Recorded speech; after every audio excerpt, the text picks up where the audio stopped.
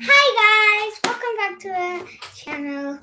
And I'm sorry that we haven't posted in such a long time. We've been looking for a new book, and we finally found a book. And if you're new to this channel, my name's Mia, and I'm Kim, Mia's mommy. And we are going to be reading Tell Them the Book. And Katie Kazoo, switcheroo. Woohoo! And there's actually many series to this book. And don't you guys worry. We're going to get the second series of the Unicorn's Diary. So let's begin reading. First, I'll tell you a little bit about the book. Katie Kazoo used to be a normal third-grade girl before the magic wind swept into her life. Read all about Katie Kazoos in this collection of the first 4 books in the series. So now, let's get into it. Okay. So, this book happens to be 4 books in one. Yeah. Wait, tell them the title. So, it's called Katie Kazoo Switcheroo. And the author is Nancy Krulik. So let's get on into reading.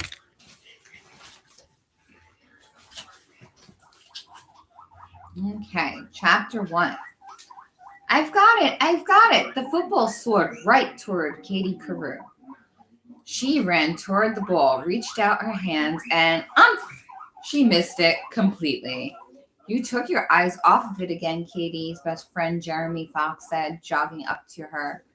He pushed his thin wire glasses higher up on his nose and ran his hand through his curly brown hair. I know, Katie replied simply. What else could she say? Katie, I can't believe you did that.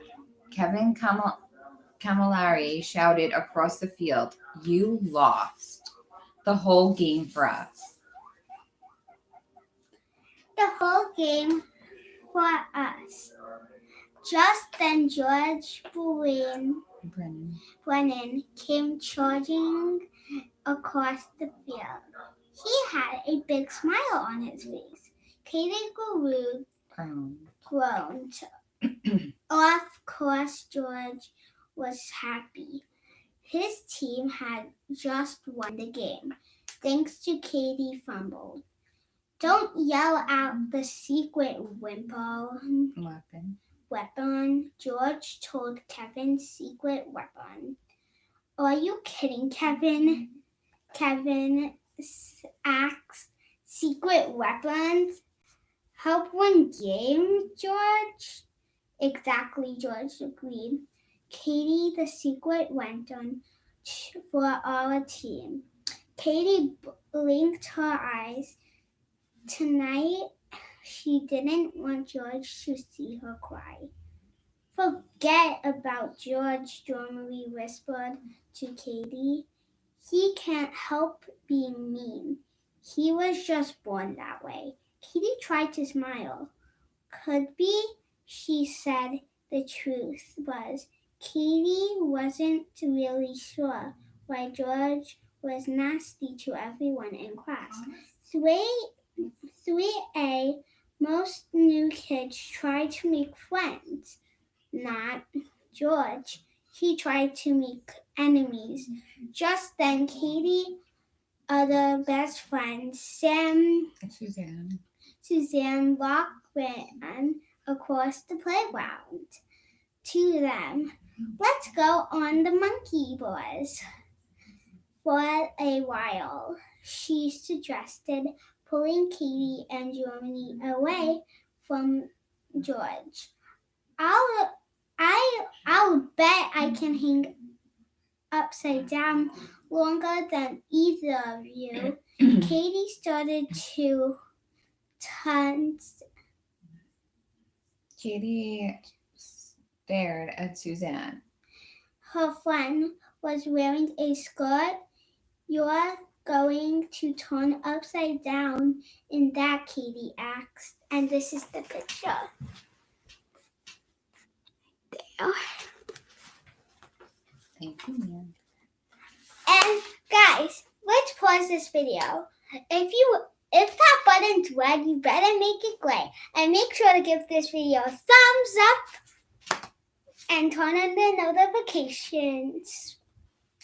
Sure, Suzanne said. Oh, and let me pause you, Mommy.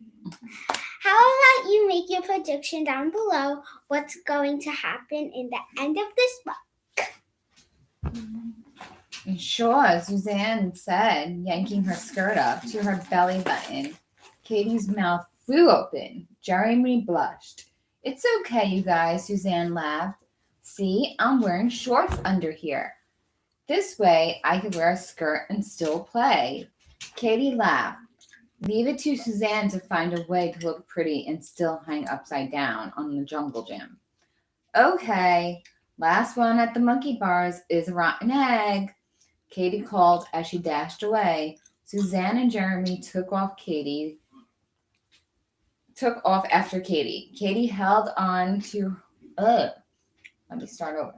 Katie held on to her lead, not for long. Jeremy was the fastest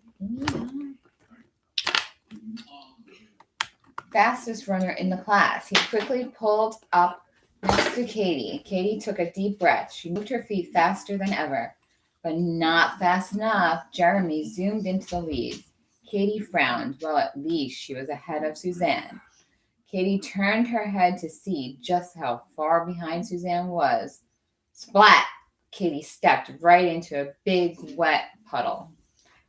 Gushy brown mud splashed all over her. Katie stopped running and looked down at her jeans. "Oh no," she cried out. "What a mess." Katie wasn't kidding. She was a total mess. There was mud splatters all over her jeans. Her favorite jeans, the ones with the pink and blue flowers embroidered all over them. If this was first grade, Katie would have to changed into the clean clothes in her cubby. But Katie was in third grade now, and nobody in third grade kept a change of clothes at school. That was for babies. Guys, but we have some very exciting news. We just might do some challenges. Like, I'll give you an idea of one of the challenges that we're going to do, but it's going to still involve reading. So, like, we're going to have two books. So, let's say that we have that book and this book that we just finished. So, and then we could, like, switch. We could get, like, a couple more books. Like, let's say that there was much more books, and we had to put them, and we would put them under under plates, and then we will have to choose which book. Like, they're probably following this book, Naomi. So maybe we should just continue. Yeah, we'll just continue the book, Sally. Here you go, Bub. Oh wait, did you guys see the? Did you? I should. Okay. Was going to have to wear her mud-stained jeans for the whole rest of the day. "Nice one, Krulik," George shouted across the yard. "Check it out, everyone. There's a mud monster in the playground." George stuck his arms straight out and walked around the yard, pretending to be Frankenstein. The other kids laughed. Katie wanted to cry. This was the worst recess ever. She wishes Miss Storkman would blow her whistle and make everyone go in the class. Even doing schoolwork had to be better than this. "George, go away, or I'm going to tell Suzanne warned as she ran over to defend her friend. A big smile formed on George's cocky, chubby, round face. Yeah, like I'm real scared, he laughed, while he pretended to tremble. What, Miss Jackman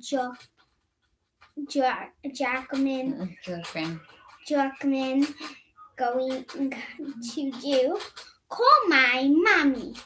Katie and Suzanne stared at George in amazement.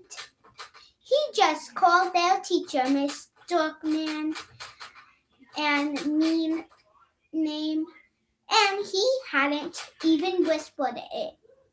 He didn't seem scared to have the teacher phone his mom either. Before Katie or Susan could answer George, Miss Dorkman blew the red whistle 3 times.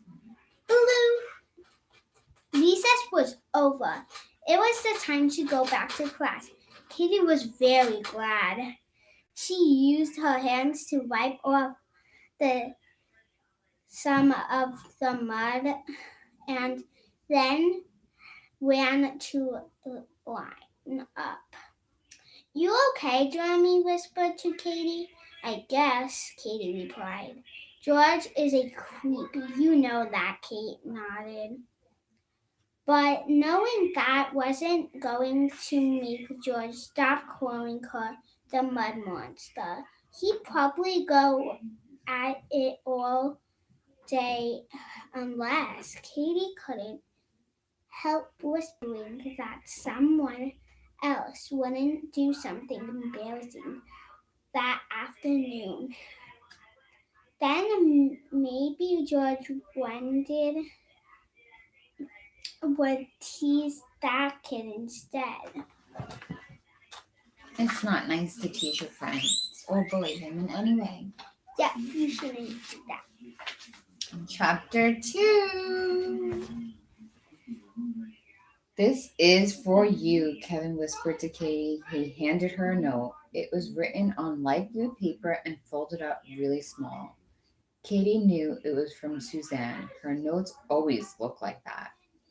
If you have an answer for her, send it yourself, Kevin told Katie. I don't want to get in trouble again. Katie understood. Kevin sat at the desk right between Suzanne and Katie. He always wound up passing notes from girl to girl. Yesterday, Mrs. Dirkman had caught Kevin passing a note from Katie to Suzanne. Kevin had to write an apology note to Mrs. Dirkman. Katie unfolded the paper. Do you want to come over after school, the note read. Katie scribbled her answer on the bottom of the note. No thanks. I have to go home and change. Maybe tomorrow. Katie tossed the paper over Kevin's head. It landed right on Suzanne's desk. Katie crossed her fingers, hoping Mrs. Dirkman didn't see. Katie lucked out. Mrs. Dirkman didn't notice the flying note. She was too busy writing on the board. Okay, take out your pencils and math notebooks. Today we're going to review subtraction with borrowing, the teacher announced. Katie gulped. Whenever Mrs. Dirkman said the word review, it meant that she was going to ask some of the kids in the class to go onto the board and solve the problems in front of everyone. Katie slid down low in the chair, hoping Mrs. Dirkman wouldn't notice her. She didn't want to be one of the kids who called on. It wasn't that Katie couldn't do subtraction with borrowing. It was more that she hated being in front of the class. I'll try one, Mrs. Dirkman, Susan volunteered. Katie sighed. Suzanne never worried about making a mistake in front of the whole class. She was just like being the center of attention. Katie wished she could be more like that, but today Mrs. Dirkman asked Suzanne to come up to the board. She picked Mandy Banks, Zoe Cantor, and Jeremy instead. Mandy went first. She whizzed through the problem. No surprise there. She was like a computer when it came to math. Next, it was Zoe's turn. All right, Zoe, Mrs. Dirkman said as Zoe walked up to the board. What will you get when you subtract 152 from 901? The wrong answer, George joked out loud. Wait, let me pause you. What would you think it is? What do you think 152 plus 901 Subtract. minus 901 will equal? Say in the comments down below. Some kids in the class giggled. Zoe blushed. Katie thought it was really mean of George to joke around like that. Everyone knew Zoe had a lot of trouble with math. Mrs. Dirkman looked sternly over at George, but she smiled at Zoe. Go ahead, she said to her. We'll do it together. When was his turn, Jeremy took his time solving the subtraction problem. Katie smiled. That was Jeremy, slow and steady like the tortoise in the story of The Tortoise and the Hare. Sometimes Jeremy's careful slowness could get kind of annoying, but not today. As long as Jeremy's up there, Mrs. Dirkman won't call on me. Katie thought to herself. Uh-oh. Okay. Oh, we have to show them the picture. This is the picture. Right there. Just so you guys can get it. Oh, and Mama Bear is our guinea pig and thinks that she's going to read the story next. Yeah. We could show you her in the next video. But eventually Jeremy did finish the problem. And he got the right answer. As usually, Miss Dorkman smiled and wrote another math problem on the board. Let's do one more, she said. Katie sunk even lower in her chair. Lip was practicing resting on her desk, but it was no use. Miss Dorkman saw her and asked, Katie, will you solve this for us? Teacher asked. Katie sighed. She stood up and slowly walked towards the board. Here comes the mud monster. Here comes the mud monster, Katie heard. George whispered. As she walked past his desk, Katie didn't want to walk past George, but she had no choice. He sat right in the front row, where Miss Dorkman couldn't keep an eye on him. Katie reached the board and picked up a piece of yellow chalk. She opened her mouth to take a deep, calmly breath, but instead of breathing in air, she let out a great big bleach. So here's the picture.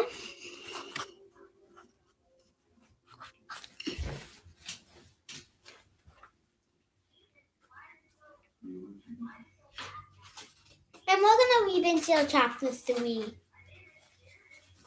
And then we're going to show you the guinea pig and all of it. It was the loudest burp she ever heard. A real record breaker. The other kids in class began to laugh. Katie blushed beet red. I'm sorry, she apologized to Mrs. Durkin. Katie didn't want to hear the teacher to think she'd done that on purpose. Out of the corner of her eye, Katie could see George holding his nose. He was pretending to die from the smell of her breath. Katie's stinking up the classroom, George explained. Her laugh so hard he nearly fell off his chair. That was chapter 2. So we are done for the day with reading. And we will continue tomorrow. But we have a special guest. But we have our special loudmouth guest that wants to be heard. Don't call her loudmouth. That has to go in that way. This is her. This is Mama Bear. She is our 5-year-old guinea pig. 5-year-old guinea pig. And she sometimes talks She and talks a lot. She pees and poops. a lot. And she loves carrots. So. She's very ticklish. Yeah, this is her. Talk. Oh, my phone's ringing. You're not going to talk for the camera? Well, peace out. James is friend.